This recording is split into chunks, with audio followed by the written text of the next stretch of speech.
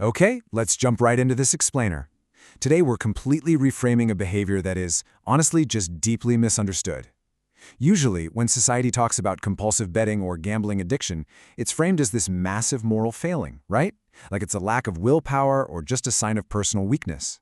But we are setting all of that judgment aside today because the science tells us a completely different story.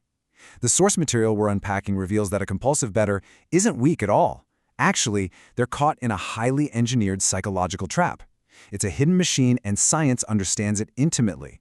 So think about this for a second, because it's probably the most baffling paradox in human behavior. Why do incredibly smart people continue to bet when they know, truly know, with absolute certainty that the odds are entirely stacked against them? We're not talking about uninformed people here. Mathematicians bet, economists bet. Even psychologists who literally specialize in behavioral addictions have been known to fall into this trap. The absolutely crucial takeaway here is this: information alone doesn't change behavior. Just having the facts is simply not enough. That brings us to Section 1, the paradox of the intriguing mind. To really understand why smart people bet, we gotta look inward first. Our brains are amazing, but they come with a set of internal cognitive glitches. These are built-in biases that hijack our logical thinking and just keep us coming back to the table. Take the illusion of control, for example. This is our brain's tendency to believe we somehow have influence over purely random events. Think about the craps player who enthusiastically blows on the dice before throwing them, or the sports bettor who spends hours and hours analyzing teams. They're creating rituals. They're trying to exert control over the totally uncontrollable. And here's the thing, this isn't ignorance. It's actually a deeply ingrained neurological mechanism designed to reduce our internal anxiety when we're faced with uncertainty. Now, the second glitch we face is the gambler's fallacy. This is the totally false belief that independent events somehow have a memory. Have you ever caught yourself thinking, well, this team has lost 5 times in a row, so they are practically guaranteed to win this time? In reality, each event is completely independent. But our brains, they're hardwired survival machines. They are absolutely desperate to seek out patterns, even in total chaos, just to help us navigate the world. And the third internal glitch is confirmation bias. This one is incredibly powerful because it actively edits your own narrative. See, we remember our victories with so much more clarity than our defeats. Let's say you won 3 times, but you lost 20 times. The emotional memory of those 3 wins burns so much brighter and more vividly in your mind than the combined heavy weight of all 20 losses. Your brain is literally editing your memory to artificially keep that hope alive. Let's look at how that plays out in Section 2, the cycle of poisoned hope. That edited memory transitions us from those individual internal biases into a highly structured psychological loop. And this structure repeats itself almost identically in the lives of those with compulsive betting behaviors. There are 6 phases to this vicious cycle. It kicks off with Phase 1, pain. The very real acute pain of financial loss, mixed with shame and anger. This instantly triggers Phase 2, rumination. The brain enters this compulsive loop of, man, if only I had bet differently, which births Phase 3, hope. A genuine but totally poisoned idea emerges that you can win it all back. Now pay close attention to Phase 4, planning. This is the most dangerous phase. You strategize. You tell yourself you'll be super cautious this time.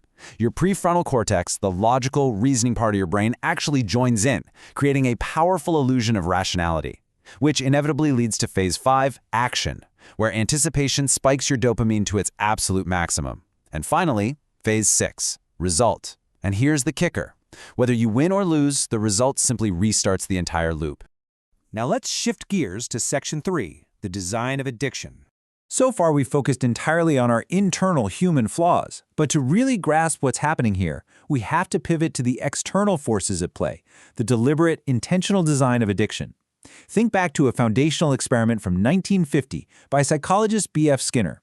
He was testing how animals responded to rewards. When animals got a guaranteed reward every single time they pressed a lever, they eventually got full and just stopped. Makes sense, right? But when the reward was unpredictable, maybe it comes on the 3rd press, maybe the 50th, the animals literally never stopped. They pressed the lever compulsively. And guys, this is the exact principle that casinos, slot machines, and betting apps are built upon. An unpredictable reward is fundamentally more addictive than a guaranteed one. The unpredictability you experience on these platforms isn't some random accident. They are intelligently designed by entire teams of engineers and behavioral psychologists. They are intentionally exploiting that exact variable reinforcement mechanism Skinner discovered decades ago. So if you've been struggling, hear this. You aren't just fighting your own weak impulses. You are going up against incredibly sophisticated systems deliberately designed to hack your psychology. Let's look at some of the specific predatory tactics these apps use every single day. They send push notifications at your most vulnerable times, late at night, on weekends. They offer ridiculously low minimum bets to completely remove any barrier to entry. They use flashing lights, sounds, and animations to simulate excitement even when you lose. They offer mid-game cash-out options to give you a fake sense of control and shower you with welcome bonuses to establish early winning habits. And have you ever noticed how the user interface makes it incredibly easy, like one tap easy, to deposit money, but suddenly introduces all this friction when you try to withdraw it? Yeah, it's all by design. This leads right into Section 4, the disguise of betting.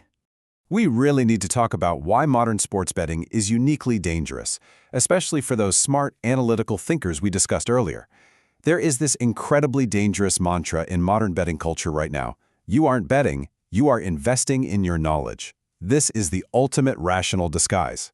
With a brightly colored slot machine in a casino, everybody knows it's purely random chance, but sports betting feels entirely different. It feels analytical. It creates this false internal narrative that if you just study the stats enough, you have a real edge. It builds a false identity of competence that makes the addiction so much harder to recognize. We call this the analyst's illusion, and it masks a very harsh mathematical reality. The house always has an embedded margin in every single odd. Over the long term, mathematically speaking, every strategy loses. The house always wins. But remember our glitches? Even if your logical brain knows you will lose in the long run, your brain's dopamine system literally does not care about the long term. It only cares about the immediate chance of the now. Finally, let's explore Section 5. What are you seeking? We're moving away from the clinical mechanics and the app designs now, and we're looking at the deeply personal core of this behavior. Because the real question isn't just, how do I stop? The real question is, what emotional void is the bet actually filling? Paradoxically, betting often fulfills very profound emotional needs. For some people, it provides excitement and meaning in a life that maybe feels a bit routine, creating this intense personal drama where tomorrow everything could change. For others, it offers control. In a chaotic, unpredictable life, choosing a bet creates a comfortable illusion of agency. It can provide community through group chats and tipping channels. It can be a powerful escape. When you're in the flow of a bet, your anxiety and your loneliness temporarily vanish. And finally, it provides identity. Being the sports guy or the family bettor is a very real, very established identity for a lot of people. Stepping away from the cycle means you actually have to grieve that old identity and do the intense, heavy, emotional work of building a new one. Escaping the cycle isn't just about deleting an app off your phone, it's about finding healthier, sustainable ways to fulfill those exact same deep emotional needs, just without the devastating financial and mental costs. So, I want to leave you with this final, powerful question to reflect on.